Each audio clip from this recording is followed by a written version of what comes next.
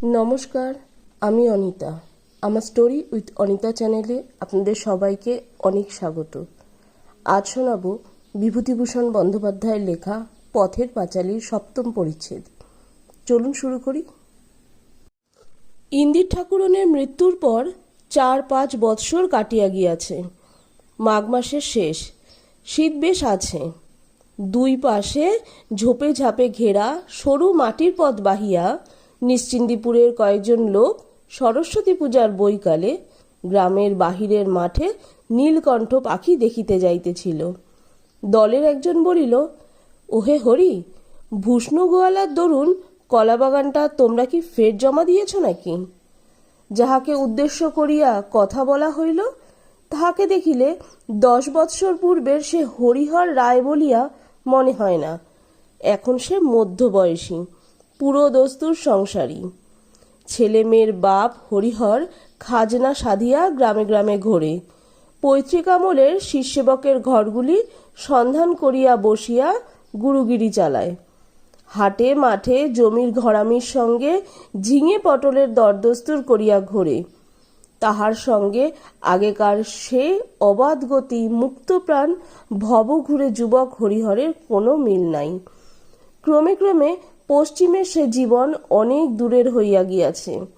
সেই চুনার দুর্গের চওড়া প্রাচীরে বসিয়া বসিয়া দূর পাহাড়ের সূর্যাস্ত দেখা, কেদারের পথে তেজপাতার বনে রাত কাটানো, শাহ কাসেম সুলেমানির দরগার বাগান হইতে টক কমলা লেবু ছিঁড়িয়া খাওয়া, গলিত রৌপধারার মতো স্বচ্ছ উজ্জ্বল হিমশীতল স্বর্গনদী অলকানন্দা, দশাশ্বমেধ ঘাটের জলের ধারের রানা একটু একটু মনে পড়ে, যেন অনেক দিন আগেকার দেখা স্বপ্ন। হরিহর সায়সূচক কিছু বলিতে গিয়া পিছন ফিরিয়া বলিল, ছেলেটা আবার কোথায় গেল? ও খোকা, খোকা! পথের বাঁকের আড়াল হইতে একটি ৬-৭ বৎসরের ফুটফুটে সুন্দর ছিপছিপে চেহারার ছেলে ছুটিয়া আসিয়া দলের নাগাল ধরিল। হরিহর বলিল, আবার পিছিয়ে পড়লে এরই মধ্যে? নাও এগিয়ে চলো। ছেলেটা বলিল, বনের মধ্যে কি গেল বাবা? বড় বড় কান। হরিহর প্রশ্নের দিকে কোনো মনোযোগ না দিয়া নবীন পালিতের সঙ্গে মৎস্য শিকারের পরামর্শ আটিতে লাগিল। হরিহরের ছেলে পুনরায় আগ্রহে সুরে বলিল, কি দৌড়ে গেল বাবা বনের মধ্যে? বড় বড় কান। হরিহর বলিল, কি জানি বাবা, তোমার কথার উত্তর দিতে আমি আর পারি নে। সেই বেরিয়ে অবধি শুরু করেছ এটা কি ওটা কি, কি গেল বনের মধ্যে তা কি আমি দেখেছি? নাও এগিয়ে চলো দেখি। বালক বাবার কথায় আগে চলিল। নবীন পালিত বলিল, বরং এক কাজ করো হরি, মাছ যদি ধরতে হয় তবে বয়সার বিলে একদিন চলো, যাওয়া যাক। পুবপাড়ার নেপাল পাড়ুই বাছ দিচ্ছে, রোজ 1.5 মণ 2 মণ এইরকম পড়ছে। 5 সেরের নিচে মাছ নেই। শুনলাম একদিন শেষ রাত্রিরে নাকি বিলের একেবারে মধ্যখানে অথই জলে সা সা করে ঠিক যেন বকনা বাছুরের ডাক, বুঝলে? সকলে একসঙ্গে আগাইয়া আসিয়া নবীন পালিতের মুখের দিকে চাহিয়া রহিল। অনেক কেলে পুরনো বিল, গহীন জল। দেখেছ তো মধ্যিখানে জল যেন কালো শিউগোলা, পদ্ম গাছের জঙ্গল। কেউ বলে রাঘব বোয়াল, কেউ বলে যক্ষ। যতক্ষণ ফর্সা না হলো ততক্ষণ তো মশাই নৌকোর ওপরে সকলে বসে ঠক ঠক করে কাঁপতে লাগলো। বেশ জমিয়ে আসিয়াছে। হঠাৎ হরিহরের ছেলেটি মহা উৎসাহে পাশের এক উলুখোরের ঝোপের দিকে আঙুল তুলিয়া চিৎকার করিতে করিতে ছুটিয়া গেল, ওই যাচ্ছে বাবা, দেখো বাবা, ওই গেল বাবা, বড় বড় কান ওই। তাহার বাবা পিছন হইতে ডাক দিয়া বলিল, কাটা কাটা কাটা। পরে তাড়াতাড়ি আসিয়া খপ করিয়া ছেলের হাতখানি ধরিয়া বলিল, আহ, বড্ড বিরক্ত করলে দেখছি তুমি। 100 বার বারণ করছি, তা তুমি কিছুতেই শুনবে না। ওই জন্যই তো আনতে চাচ্ছিলাম না। বালক উৎসাহে ও আগ্রহে উজ্জ্বল মুখ উঁচু করিয়া বাবার মুখের দিকে তুলিয়া জিজ্ঞেস করিল, কি বাবা? হরিহর বলিল, কি তা কি আমি দেখেছি? শুয়োর টুয়োর হবে। নাও চলো, ঠিক রাস্তার মাঝখান দিয়ে হাঁটো। শুয়োর না বাবা, ছোট্ট যে। পরে সে নিচু হইয়া দৃষ্ট বস্তুর মাটি হইতে উচ্চতা দেখাইতে গেল। চলো, হ্যাঁ হ্যাঁ, বুঝতে পেরেছি, আর দেখাতে হবে না, চলো দেখি। নবীন পালিত বলিল, ও হলো খরগোশ খোকা, খরগোশ। এখানে খড়ের ঝোপে খরগোশ থাকে, তাই। বালক বর্ণপরিচয়ে ক্ষয়ে খরগোশের ছবি দেখিয়াছে, কিন্তু তাহা যে জীবন্ত অবস্থায় এরকম লাফাইয়া পালায়, বা তাহা আবার সাধারণ চক্ষুতে দেখিতে পাওয়া যায়, এ কথা সে কখনো ভাবে নাই। খরগোশ জীবন্ত? একেবারে তোমার সামনে লাফাইয়া পালায়? ছবি না, কাচের পুতুল না, একেবারে কান খাড়া সত্যিকারের খরগোশ।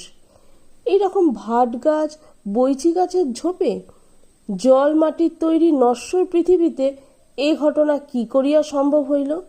বালক তাহা কোনো মতেই ভাবিয়া ঠাহর করিতে পারিতেছিল না। সকলে বনে ঘেরা সরু পথ ছাড়াইয়া মাঠে পড়িল। নদীর ধারের বাবলা ও জিওল গাছের আড়ালে একটি বড় ইটের পাজার মতো জিনিস নজরে পড়ে।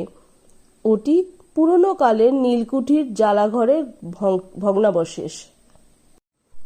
সেকালে নীলকুঠির আমলে এই নিশ্চিন্দিপুর বেঙ্গল ইন্ডিগো কনসার্নের হেডকুঠি ছিল। এ অঞ্চলের 14টি কুঠির ওপর নিশ্চিন্দিপুর কুঠির ম্যানেজার জন লারমার দোর্দণ্ড প্রতাপের রাজত্ব করিত। এখন কুঠির ভাঙা, চৌবাচ্চা ঘর, জাল ঘর, সাহেবের কুঠি আপিস, জঙ্গলাকীর্ণ ইটের স্তূপে পরিণত হইয়াছে। যে প্রবল প্রতাপ লারমার সাহেবের নামে এক সময় এই অঞ্চলে বাঘে গরুতে এক ঘাটে জল খাইত, আজকাল দু একজন অতি বৃদ্ধ ছাড়া সে লোকের নাম পর্যন্ত কেহ জানে না। মাঠের ঝোপঝাড়গুলো উলুখড়, বনকলমি, সোদাল ও কুলগাছে ভরা। কলমিলতা সারা ঝোপগুলার মাথা বড় বড় সবুজ পাতা বিছাইয়া ঢাকিয়া দিয়াছেন। ভিতরে স্নিগ্ধ ছায়া, ছোট গোয়ালে নাটকাটা ও নীল বন অপরাজিতা ফুল সূর্যের আলোর দিকে মুখ করিয়া উঁচু করিয়া ফুটিয়া আছে। পড়ন্ত বেলার ছায়ায় স্নিগ্ধ বনভূমির শ্যামলতা, পাখির ডাক, চারিধারে প্রকৃতির মুক্ত হাতে ছড়ানো ঐশ্বর্য। রাজার মতো ভাণ্ডার বিলাইয়া দান, কোথাও এতটুকু দারিদ্রের আশ্রয় খুঁজিবার চেষ্টা নাই, মধ্যবিত্তের কার্পণ্য নাই। বেলা শেষের ইন্দ্রজালে মাঠ, নদী, বন মায়াময়। মাঠের মধ্যে বেড়াইতে বেড়াইতে নবীন পালিত মহাশয় একবার এই মাঠের উত্তর অংশের জমিতে শাক আলুর চাষ করিয়া কিরূপ লাভবান হইয়াছিলেন সে গল্প করিতে লাগিলেন। একজন বলিল, কুঠির ইটগুলো নাকি বিক্রি হবে শুনছিলাম। নবাবগঞ্জের মতি দা নাকি দরদস্তুর করছে। মতিদার কথায় সে ব্যক্তি সামান্য অবস্থা হইতে কিরূপে ধনবান হইয়াছে সে কথা আসিয়া পড়িল। ক্রমে তাহা হইতে বর্তমানকালের দুর্মূল্যতা, আশারুর বাজারে কুণ্ডুদের গোলাদারি দোকান পুড়িয়া যাইবার কথা, গ্রামের দিনু গাঙ্গুলির মেয়ের বিবাহের তারিখ কবে পড়িয়াছে প্রভৃতি বিবিধ আবশ্যকীয় সংবাদের আদান প্রদান হইতে লাগিল। হরিহরের ছেলে বলিল, নীলকণ্ঠ পাখি কই বাবা? এই দেখো, এখন বাবলা গাছে এক্ষুনি এসে বসবে। বালক মুখ উঁচু করিয়া নিকটবর্তী সমুদয় বাবলা গাছের মাথার দিকে চাহিয়া দেখিতে লাগিল। মাঠের ইতস্তত নিচু নিচু কুল গাছে অনেক কুল পাকিয়া আছে। বালক অবাক হইয়া লুব্ধ দৃষ্টিতে সেদিকে চাহিয়া চাহিয়া দেখিতে লাগিল। কয়েকবার কুল পাড়িতে গিয়া বাবার বকুনিতে তাহাকে নিবৃত্ত হইতে হইল। এত ছোট গাছে কুল হয়? তাহাদের পাড়ায় যে কুলের গাছ আছে তাহা খুব উঁচু বলিয়া ইচ্ছা থাকিলেও সে সুবিধা করিতে পারে না। ভারী আকশিটা দুই হাতে আঁকড়াইয়া ধরিয়াও তুলিতে পারে না। কুপথের জিনিস লুকাইয়া খাওয়া কষ্টসাধ্য হইয়া পড়ে, এ সে টের পায়। খবর পাইয়া মা আসিয়া বাড়ি ধরিয়া লইয়া যায়। ও মা, আমার কি হবে? এমন দুষ্ট ছেলে হয়েছ তুমি? এই সেদিন উঠলে জ্বর থেকে, আজ অমনি কুলতলায় ঘুরে বেড়াচ্ছ। একটুখানি পিছন ফিরেছি, আর অমনি এসে দেখি বাড়ি নেই। কটা কুল খেয়েছিস দেখি, মুখ দেখি। সে বলে, কুল খাইনি তো মা, তলায় একটাও কুল পড়ে নেই। আমি বুঝি পারতে পারি? পরে সে টুকটুকে মুখটি মায়ের মুখের অত্যন্ত নিকটে লইয়া গিয়া হা করে। তাহার মা ভালো করিয়া দেখিয়া পুত্রের ননির মতো গন্ধ বাহির হওয়া সুন্দর মুখে চুমা খাইয়া বলে, কখনো খেও না যেন খোকা, তোমার শরীর সেরে উঠুক, আমি কুল কুড়িয়ে আচার করে হাঁড়িতে তুলে রেখে দেব, তাই বৈশাখ জ্যৈষ্ঠী মাসে খেও, লুকিয়ে লুকিয়ে কখনো আর খেও না, কেমন তো? হরিহর বলিল, কুঠি কুঠি বলছিলে, ওই দেখো খোকা সাহেবদের কুঠি, দেখেছ?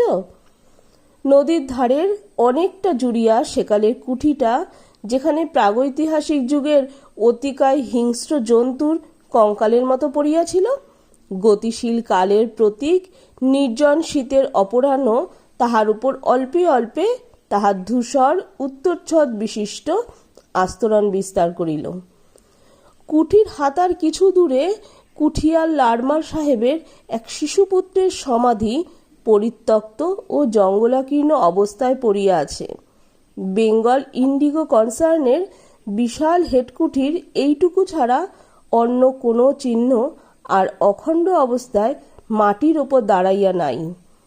নিকটে গেলে অনেক কালের কালো পাথরের জীর্ণ ফলকে এখনো পড়া যায়। Here lies Edwin Larmer, the only son of John and Mrs. Larmer, born May 13, 1853, died April 27, 1860. অন্য অন্য গাছপালার মধ্যে একটি বনশোদাল গাছ তাহার উপর শাখাপত্রে ছায়া বিস্তার করিয়া বাড়িয়া উঠিয়াছে। চৈত্র বৈশাখ মাসে আড়াই বাকির মোহনা হইতে প্রবহমান জোর হাওয়ায় তাহার পীত পুষ্পস্তবক সারা দিন রাত ধরিয়া বিস্তৃত বিদেশি শিশুর ভগ্ন সমাধির উপর রাশি রাশি পুষ্প ঝরাইয়া দেয়। সকলে ভুলিয়া গেলেও বনের গাছপালা শিশুটিকে এখনো ভোলে নাই। বালক অবাক হইয়া চারিদিকে চাহিয়া চাহিয়া দেখিতেছিল। তাহার 6 বৎসরের জীবনে এই প্রথম সে বাড়ি হইতে এত দূরে আসিয়াছে। এতদিন ন্যাড়াদের বাড়ি, নিজেদের বাড়ির সামনেটা, বড় জোর রানু দিদিদের বাড়ি, ইহাই ছিল তাহার জগতের সীমা। কেবল এক একদিন তাহাদের পাড়ার ঘাটে মায়ের সঙ্গে স্নান করিতে আসিয়া সে স্নানের ঘাট হইতে আবছা দেখিতে পাওয়া কুঠির ভাঙা জালঘরটির দিকে চাহিয়া চাহিয়া দেখিত। আঙুল দিয়া দেখাইয়া বলিত, মা ওদিকে সেই কুঠি। সে তাহার বাবার মুখে, দিদির মুখে, আরও পাড়ার কত লোকের মুখে কুঠির মাঠের কথা শুনিয়াছে, কিন্তু আজ তাহার প্রথম সেখানে আসা।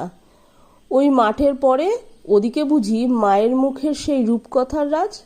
শ্যামলঙ্কার দেশে, ব্যঙ্গমা ব্যঙ্গমীর গাছের নিচে নির্বাসিত রাজপুত্র যেখানে তলোয়ার পাশে রাখিয়া একা শুইয়া রাত কাটায়, ও ধারে আর মানুষের বাস নাই।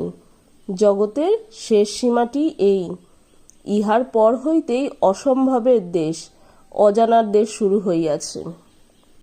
বাড়ি ফিরিবার পথে সে পথের ধারে একটা নিচু ঝোপ হইতে একটি উজ্জ্বল রঙের ফলের থলো ছিঁড়িতে হাত বাড়াইল।